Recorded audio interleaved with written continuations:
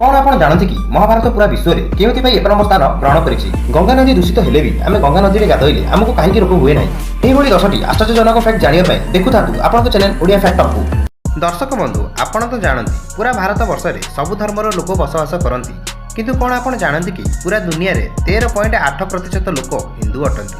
Fact number 2, Hindu धर्म सर्वदा विश्वास करिଥାଏ वर्तमान जीवनर अवस्था अतीत में भल कि खराब आचरण निर्धारित होता है। फैक्ट नंबर 3, आपण तो जानती आम हिंदू धर्म में बहुत देवी देवता को पूजा करा जाय था, किंतु आपण जानते कि हिंदू धर्म में मोट 33 नियुक्त देवी देवता को पूजा करा जाय था। फैक्ट नंबर 4, गंगा नदी विश्वर एकमात्र नदी जहाँ वर्ज्य वस्तु को पृथ्वीर अन्य नदी अपेक्षा 15 ରୁ 20 गुण द्रुत गति में क्षय करिଥାଏ। फैक्ट नंबर 5, आजिकाल जीवन में हुए तो सब लोक माछ मांस खाऊथिबे, किंतु 30% हिंदू धर्मी माने माछ मांस खाआंती नहीं।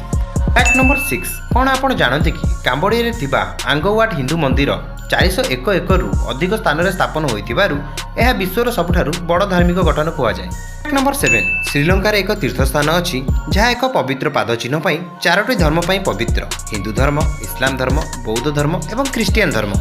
नंबर 8, कौन आप जानते कि स्वस्तिक चिन्ह हिंदू धर्म, बौद्ध धर्म और जैन धर्म में शुभतार प्रतीक। फैक्ट नंबर 9, गोटे आश्चर्यजनक फैक्ट, कौन आप जानते कि पवित्र गंगा नदी में बैक्टेरिया फेज नामक जीवाणु अच्छी जहाँ नदी उपर आक्रमण करुवा अन्य क्षतिकारक जीवाणु को संक्रमित कर हत्या करता है। फैक्ट नंबर 10, आम हिंदू धर्म में नीति शिक्षा देवाई व्यवहृत महाभारत में 1.8 मिलियन शब्द लंबा अटे। एथिजोगु दुनियार सबुठारु लंबा कवितार गणना करा जाए। एमिति फैक्ट्स वीडियो पाई प्लीज आम चैनल को सब्सक्राइब करंतु। धन्यवाद।